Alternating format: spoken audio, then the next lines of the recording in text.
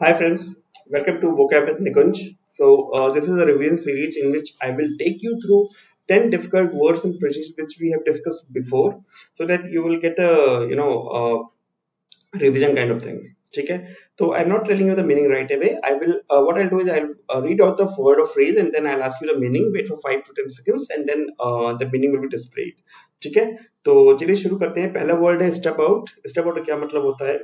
Let me know in the comment section. Okay step out का मतलब होता है सिगरेट को बुझाना या फिर किसी चीज को समाप्त करना, खत्म करना. ठीक है, stop something. Next word is spur. Spur का क्या मतलब होता है? स्पर का मतलब होता है इंसाइट करना, स्टिमुलेट करना, ऐसा कुछ. ठीक है, तो उकसाना, प्रेरित करना. तो किसी क्राउड को या डिबेट को स्पर करना, इस सेंस में बोलते हैं. Next word is mist. Let me know in the comment section. Mist का क्या मतलब होता है?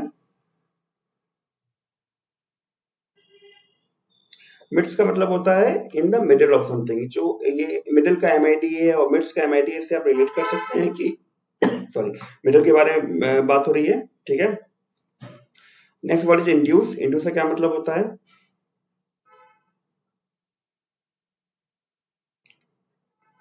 इंड्यूस का मतलब होता है किसी चीज को करवाना, कॉज टू अराइज.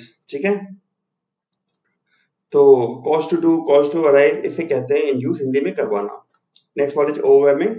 ये तो पॉपुलर वर्ड है, इसका मतलब तो मालूम ही होगा. Let me know in the comment section.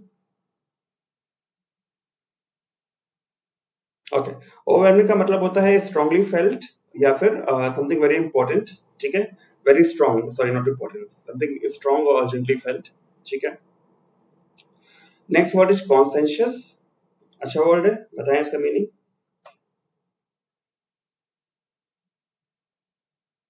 कॉन्सेंशियस का मतलब होता है एग्रीमेंट. ठीक है, तो इसका एक वेरिएंट है कॉन्सेंट. कॉन्सेंट मतलब जब कोई कॉन्सेंट करता है तो वो हाँ कहता है, तो हामी बनना, एग्रीमेंट होना, इससे कॉन्सेंशियस, इससे आप रिलेट कर सकते हैं.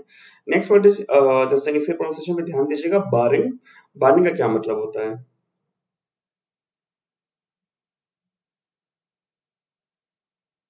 बारिंग का मतलब होता है एक्सेप्ट फॉर या फिर the act of excluding someone. तो अगर इससे इसका इसका यूजेस देखा जाए, barring rain the match will be held tomorrow. मतलब अगर बारिश नहीं होती है तो मैच तो कल पक्का होगा. उसको बारिश को छोड़ दे तो मैच तो पक्का होना है कल, ऐसा. ठीक है, तो ये होता है बारिंग. ये एज अ जेरेंट यूज हुआ है यहाँ पे. ठीक है. Next one is very interesting phrase, buck the trend. इसका मतलब मालूम है आपको? कमेंट सेक्शन में मुझे बताइए.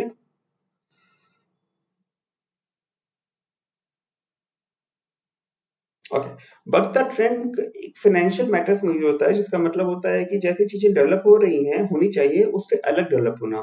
ठीक है, तो ये बक द ट्रेंड फ्रेज है. थोड़ा यूनिक सा फ्रेज है, इसका मतलब याद रखिएगा. रीडिंग कॉम्प्रिहेंशन में पूछा जा सकता है. ठीक है. Next word is diversification. ये तो पॉपुलर है, ये तो आपको मालूम होगा. बताइए मुझे इसका मतलब. ओके, डाइवर्सिफिकेशन का मतलब होती है वैरायटी. ठीक है, तो कई सारी चीजें रहती हैं, वैरायटी रहती है, तो उसे डाइवर्सिफिकेशन कहते हैं.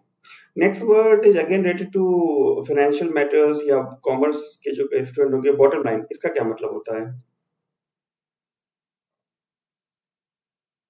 ओके, बॉटम लाइन का मतलब होता है decisive point, very important, very central point. ठीक है, या फिर कॉमर्स के जो स्टूडेंट्स होंगे उनको जब प्रॉफिट एंड लॉस स्टेटमेंट बनाते होंगे तो सबसे नीचे आता है प्रॉफिट एंड लॉस का, तो वो उससे भी बॉटम लाइन कहते हैं. तो ये थे आज के words and phrases. I hope you have got a good revision of these. ठीक है, let me know in the comment section. Thank you for watching. Bye bye.